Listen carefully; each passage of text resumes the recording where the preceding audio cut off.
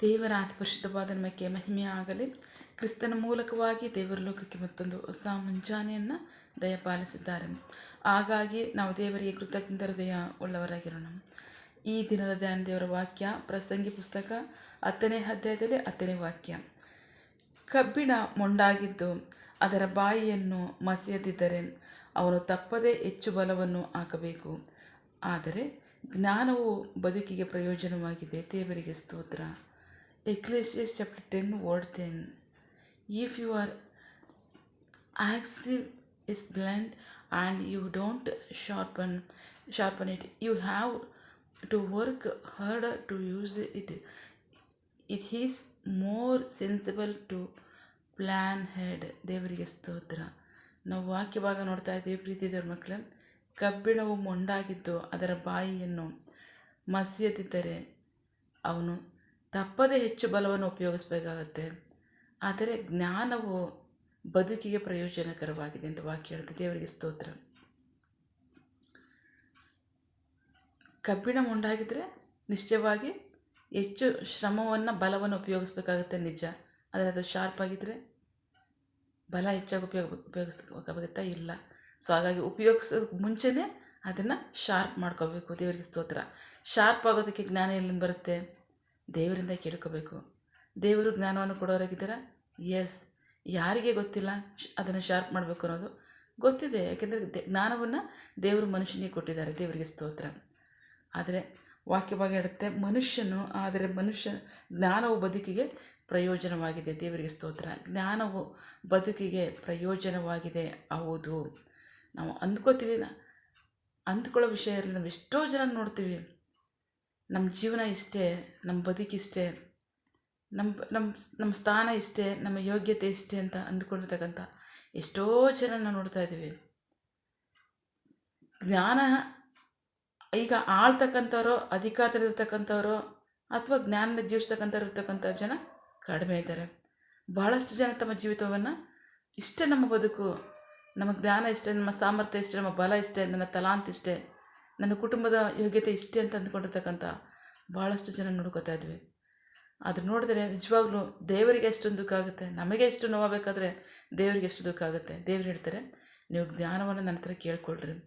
ಯಾಕೆಂದರೆ ಯಾವುದನ್ನು ಸಹ ದೇವರು ವ್ಯರ್ಥವಾಗಿ ಸೃಷ್ಟಿ ಮಾಡಿಲ್ಲ. ನಾವು ಕೈ ಹಾಕೋ ಕೆಲಸನೇ ನಾವು ಸುಮ್ಮನೆ ಯಾವುದೋ ಒಂದು ಕೆಲಸ ಸುಮ್ಮನೆ ಕೈ ಹಾಕಲ್ಲ. ಅಷ್ಟಕ್ಕೂ ಏನಾದ್ರು ಒಂದು ಕೆಲಸ ನೋಡಿದಾಗ ಅದರಿಂದ ನಮ್ಗೆ ಏನಾಗಬೇಕಾಗಿದೆ, ಅದರಿಂದ ನಮಗೇನು ಪ್ರಯೋಜನ, ನಾವ್ಯಾಕೆ ತಲೆ ಹಾಕಬೇಕು, ನಾವ್ಯಾಕೆ ಮಾಡಬೇಕು ಅಂತ ಎಷ್ಟು ಜ್ಞಾನದಿಂದ ಹೇಳ್ಕೊತೀವಿ. ಆದರೆ ದೇವರು ಈ ಸಮಸ್ತವನ್ನು ಸೃಷ್ಟಿ ಮಾಡ್ತಕ್ಕಂಥ ದೇವರು ಯಾವುದನ್ನಾದರೂ ವ್ಯರ್ಥವಾಗಿ ಸೃಷ್ಟಿ ಮಾಡ್ತಾರೆ ಅಂದರೆ ಖಂಡಿತ ಇಲ್ಲ. ಆತನ ಕಾರ್ಯದಲ್ಲಿ ಒಂದಾದರೂ ವ್ಯರ್ಥ ಇಲ್ಲ, ನಿಷ್ಫಲ ಇಲ್ಲ.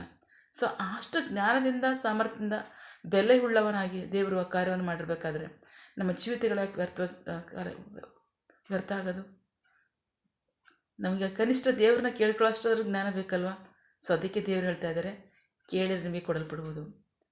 ಯೇಸು ಕ್ರಿಸ್ತರು ಮತ್ತಾಯನ ಸುವಾರ್ತೆ 7ನೇ ಅಧ್ಯಾಯದಲ್ಲಿ 7ನೇ ವಾಕ್ಯದಲ್ಲಿ ಹೇಳ್ತಾರೆ, ಮ್ಯಾಥ್ಯೂ ಚಾಪ್ಟರ್ 7 word 7, ಕೇಳಿರಿ ನಿಮಗೆ ಕೊಡಲ್ಪಡುವುದು. ನೀವು ಕೇಳ್ತಕ್ಕಂಥ ಪ್ರತಿಯೊಬ್ಬರು ಸಹ ನನ್ನಿಂದ ಸುಜ್ಞಾನವನ್ನು ಹೊಂದ್ಕೋತೀರಾ ಅಂತ ಹೇಳ್ತಾರೆ. ದೇವರಿಗೆ ಸ್ತೋತ್ರ. ನಾವು ವಾಕ್ಯವಾಗ ನೋಡೋಣ. ಇನ್ನೊಂದು ವಾಕ್ಯ, ಜ್ಞಾನೋಕ್ತಿಗಳು 8ನೇ ಅಧ್ಯಾಯದಲ್ಲಿ 14, 15, 16, 17. ದೇವರಿಗೆ ಸ್ತೋತ್ರ. Proverbs chapter 8 word 14, 15, 16, 17. ಆಲೋಚನೆಯು ಸುಜ್ಞಾನವು ನನ್ನವು, ವಿವೇಕವು ನಾನೇ, ನನಗೆ ಸಾಮರ್ಥ್ಯವಿದೆ. ನನ್ನ ಮೂಲಕವಾಗಿ ರಾಜರು ಆಳುವರು, ಪ್ರಧಾನರು ತೀರ್ಪು ಕೊಡುವರು. ನನ್ನಿಂದ ಅಧಿಪತಿಗಳು, ಕೀರ್ತಿವಂತರು, ಭೂಮಿಯ ಎಲ್ಲ ನ್ಯಾಯಾಧಿಪತಿಗಳು ಆಳುವರು. ನನ್ನನ್ನು ಪ್ರೀತಿಸುವವರನ್ನು ನಾನು ಪ್ರೀತಿಸುತ್ತೇನೆ. ಶೀಘ್ರವಾಗಿ ನನ್ನನ್ನು ಹುಡುಕುವವರು ನನ್ನನ್ನು ಕಂಡುಕೊಳ್ಳುವರು. ದೇವರಿಗೆ ಸ್ತೋತ್ರ. ದೇವರು ಹೇಳ್ತಾ ಇದ್ದಾರೆ ನೋಡಿ, ಎಷ್ಟೋ ಸರಿ ನಮಗೆ ಗೌರ್ಮೆಂಟ್ ಒಂದು ಕಾನೂನು ಮಾಡಿದ್ರೆ ಅದಕ್ಕೆ ಅದಕ್ಕೆ ಸಮಯ ತಗೊಂಡಿರ್ತಾರೆ, ಎಷ್ಟೊಂದು ಅದು ಜ್ಞಾನವನ್ನು ಉಪಯೋಗಿಸಿರ್ತಾರೆ, ಎಷ್ಟು ಜನರು ಸಲಹೆ ತಗೊಂಡಿರ್ತಾರೆ, ಎಷ್ಟು ಸಮಯ ತಗೊಂಡಿರ್ತಾರೆ. ಇದು ಮಾಡಿದ್ರೆ ಎಷ್ಟು ಉಪಯೋಗ ಆಗುತ್ತೆ, ಇದು ಸರ್ಕಾರಕ್ಕೆ, ದೇಶಕ್ಕೆ ಎಷ್ಟು ಉಪಯೋಗ ಆಗುತ್ತಿರುತ್ತೆ, ಜನಕ್ಕೆ ಎಷ್ಟು ಉಪಯೋಗ ಆಗುತ್ತೆ, ಎಷ್ಟೆಲ್ಲ ಆಲೋಚನೆಗಳ ಮೂಲಕವಾಗಿ ಎಷ್ಟು ಜನ ಸಲಹೆ ತಗೊಂಡು ಸಮಯ ತಗೊಂಡು ಮಾಡಿರ್ತಾರೆ. ಅಂಥ ಕಾನೂನನ್ನ ನಿಷ್ಫಲ ಮಾಡ್ತಕ್ಕಂತಹ ಎಷ್ಟೋ ಕೆಟ್ಟ ಜ್ಞಾನಗಳು ಬರಲ್ವಾ? ಬಂದಿದೆ, ಬರ್ತಾ ಇದೆಯಲ್ವ ನಮ್ಮ ಕಣ್ಮುಂದೆ. ಆದರೆ ಅದು ನಿಲ್ಲಲ್ಲ. ಯಾಕೆಂದರೆ ಅದು ದೇವರಿಂದ ಬಂದಿರಲ್ಲ. ತಕ್ಷಣ ಭಾಳಷ್ಟು ದಿನ ಸಮಯ ತಗೊಳ್ಳಲ್ಲ, ಸ್ವಲ್ಪ ಸಮಯದಲ್ಲೇ ಅದು ನಾಶ ಆಗುತ್ತೆ. ದೇವರಿಗೆ ಸ್ತೋತ್ರ. ಅದು ದುಷ್ಟನಿಂದ ಬರ್ತಕ್ಕಂಥ ಜ್ಞಾನ. ದೇವರು ಸೃಷ್ಟಿ ಮಾಡ್ತಕ್ಕಂಥ ಮನುಷ್ಯನ ದೇವರು ಒಳ್ಳೆಯದಕ್ಕೋಸ್ಕರ ಪ್ರತಿಯೊಂದು ಮಾಡ್ತಾ ಇದ್ದಾರೆ. ಯಾವುದನ್ನು ಸಹ ಬರ್ತಾಬಾರ್ದು. ಮನುಷ್ಯನು ಒಳ್ಳೇದಾಗಬೇಕು, ಮನುಷ್ಯನಿಗೆ ಹಿತಾಗಬೇಕು, ಮನುಷ್ಯನಿಗೆ ಮೇಲಾಗಬೇಕು ಅಂತ ದೇವ್ರು ಮಾಡ್ತಾರೆ. ಸೊ ಆದರೆ ಕೆಟ್ಟ ಜ್ಞಾನ ಇರುತ್ತಲ್ಲ, ಅದು ದುಷ್ಟರಿಂದ ಬರ್ತಕ್ಕಂಥ ಜ್ಞಾನ. ಜನಕ್ಕೆ ಅದು ಕೆಟ್ಟದಾದಾಗ ಜನ ದೇವ್ರನ್ನ ದೂಷಣೆ ಮಾಡ್ತಾರೆ.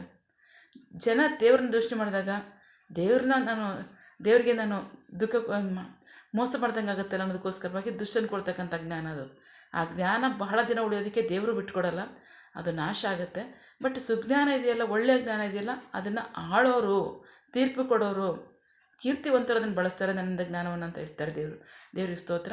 ಸೊ ಅಂಥ ಜ್ಞಾನವನ್ನು ದೇವ್ರು ಕೊಡೋದಕ್ಕೆ ಮನಸ್ಸುಳ್ಳವರಾಗಿದ್ದಾರೆ. ದೇವ್ರ ಹತ್ರ ಇರತಕ್ಕಂಥದ್ದು ಅಷ್ಟೇ ಕಾರ್ಯಗಳ ಆಳುವ ಕೆಲಸನ, ಅಧಿಕಾರನ, ಅಥವಾ ಒಂದು ಒಳ್ಳೆ ಬಿಸ್ನೆಸ್ನ, ಒಂದು ಒಳ್ಳೆ ಸೇವೆನ ಅಷ್ಟೇನ? ಇಲ್ಲ. ಎಲ್ಲ ಥರ ಜ್ಞಾನ ತಲಾಂತೂ ಸಹ ದೇವ್ರ ಹತ್ರ ಇದೆ. ಸೊ ಹಾಗಾಗಿ ನಿಮ್ಮ ಜೀವಿತಗಳನ್ನ ಪ್ರೀತಿದ ಮಕ್ಕಳೇ ವ್ಯರ್ಥ ಮಾಡ್ಕೊಳ್ಳೋದು ಬೇಡ. ಇಷ್ಟೇ ನನ್ನ ಜೀವನ, ಇಷ್ಟೇ ನನ್ನ ಬದುಕು, ಇಷ್ಟೇ ಬಿಡು, ನನ್ನ ಕುಟುಂಬದ ಸಾಮರ್ಥ್ಯ ಇಷ್ಟೇ ಅಂತ ಅಂದ್ಕೊಳ್ಳೋದು ಬೇಡ. ಅಧಿಕವಾಗಿ ನಿಮ್ಮನ್ನು ಆಶ್ರಯಿಸೋದಕ್ಕೆ, ಅಧಿಕವಾಗಿ ನಿಮಗೆ ಜ್ಞಾನ ಕೊಡೋದಕ್ಕೆ ದೇವ್ರ ಮನಸ್ಸುಳ್ಳವರಾಗಿದ್ದಾರೆ. ಕೇಳಿದ್ರೆ ನಿಮಗೆ ಕೊಡಲ್ಪಡುವುದು, ಯೇಸು ಕ್ರಿಸ್ತರು ಹೇಳ್ಬಿಟ್ಟಿದ್ದಾರೆ. ಕೇಳಿದ್ರೆ ನಿಮಗೆ ಕೊಡಲ್ಪಡುವುದು, ಹುಡುಕಿದ್ರೆ ನಿಮಗೆ ಸಿಕ್ಕುವುದು, ತಟ್ಟಿದ್ರೆ ನಿಮಗೆ ತೆರೆಯಲ್ಪಡುವುದು. ಕೇಳ್ತಕ್ಕಂಥ ಪ್ರತಿಯವರು ಸಹ ನೀವು ಹೊಂದ್ಕೋತೀರ ಅಂತ. ದೇವರು ಪಕ್ಷಪಾತಿ ಅಲ್ಲ. ಆತನು ಎಲ್ಲರಿಗೂ ಸಹ ಆತನು ಒಳ್ಳೆಯದಕ್ಕೆ ಸೃಷ್ಟಿ ಮಾಡಿರ್ತಕ್ಕಂಥದ್ದು ಒಳ್ಳೆಯದಕ್ಕೆ ಉಪಯೋಗಿಸುವ ಆತನಾಗಿದ್ದಾನೆ. ಮೇಲಾಗಿ ಆಶೀರ್ವಾದಕರವಾಗಿ ಉಪಯೋಗಿಸೋದಕ್ಕೆ ದೇವರು ಮನಸ್ಸುಳ್ಳವರಾಗಿದ್ದಾರೆ. ಸೊ ಹಾಗಾಗಿ ಜೀವಿತಗಳನ್ನ ವ್ಯರ್ಥ ಮಾಡ್ಕೊಬೇಡ್ರಿ. ನಿಮಗೇನು ಅವಶ್ಯಕತೆ ಅದನ್ನು ದೇವ್ರು ಕೇಳಿ. ಯಾವುದೆಲ್ಲ ಜ್ಞಾನ ಬೇಕಾಗಿದೆ ಅದನ್ನು ದೇವ್ರ ಹತ್ರ ಕೇಳಿ. ಯಾವ ಸಹಾಯ ನಿಮಗೆ ಬೇಕಾಗಿದೆ ದೇವ್ರ ಹತ್ರ ಕೇಳಿ. ನೀವು ಕೇಳಿದ್ದನಿಗೆ ಸಿಗುತ್ತಾ? ಇಲ್ಲ. ಕೇಳಿದ್ದು ಸಿಗುತ್ತೆ, ಬಟ್ ನೀವು ಕೇಳಿದ್ದನಿಗೆ ಸಿಗಲ್ಲ. ನೀವು ಕೇಳಿದ್ದಕ್ಕಿಂತಲೂ ಉತ್ತಮವಾಗಿ ಸಿಗುತ್ತೆ ನೀವು ಕೇಳೋದಾದರೆ. ಕೇಳಿ ನಿಮಗೆ ಕೊಡುತ್ತೆ. ಆಮೇನ್. ಸೊ ಆಗ ನೀವು ಆಶೀರ್ವಾದ ಹೊಂದ್ಕೋತೀರಾ, ನೀವು ಒಳ್ಳೆಯದನ್ನು ಹೊಂದ್ಕೋತೀರಾ, ದೇವ್ರನ್ನ ಮಹಿಮೆಪಡಿಸ್ತೀರಾ. ಆಮೇನ್. ದೇವರಿಗೆ ಮಹಿಮೆ ಆಗಲಿ. ನಾವು ಪ್ರಾರ್ಥಿಸಿಕೊಳ್ಳೋಣ. ಸಕಲ ಸೃಷ್ಟಿಕರ್ತನೇ, ಸರ್ವಾಧಿಕಾರಿಯೇ, ಸಾರ್ವಭೌಮನೇ, ಉನ್ನತನೇ, ಮಹೋನ್ನತನೇ, ಮಹಾಪರಿಶುದ್ಧನೇ, ಪ್ರೀತಿ ಸ್ವರೂಪನೇ, ನೀತಿವಂತನೇ, ಅಧಿಪತಿಯೇ, ಸೇನಾಧೀಶ್ವರನೇ ಇರುವಾತನೇ, ಸರ್ವವ್ಯಾಪಿಯೇ ಸಪ ಇದನ್ನೇ ವಾಕ್ಯಗಳ ಮೂಲಕವಾಗಿ ನಮ್ಮ ಸಂಘ ಮಾತಾಡಂಥ ನಿಮ್ಮ ಪ್ರೀತಿಗಾಗಿ ನಂಬಿಗಸ್ತಿಗೆ ನಿಮಗೆ ಸ್ತೋತ್ರ.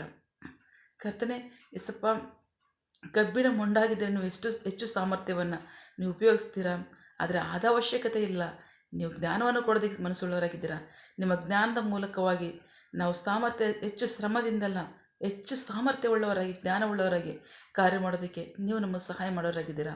ನಿಮ್ಮನ್ನು ಕೇಳ್ಕೊಳ್ಳೋದಾದ್ರೆ ನಮಗೆ ಕೊಡ್ತೀರಾ.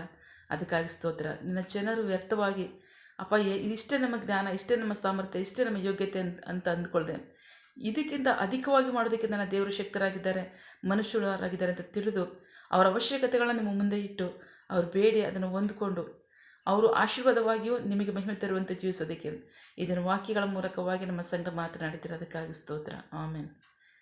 ನಿನ್ನ ಜನರು ನಿನ್ನಿಂದ ಕೇಳಿ ಆಶೀರ್ವಾದವನ್ನು ಹೊಂದ್ಕೊಂಡು ಅವರು ಆಶೀರ್ವದಿಸಲ್ಪಟ್ಟು ನಿಮಗೆ ಮಹಿಮೆಯಾಗಿ ಜೀವಿಸಲಿ. ಆಮೇನ್.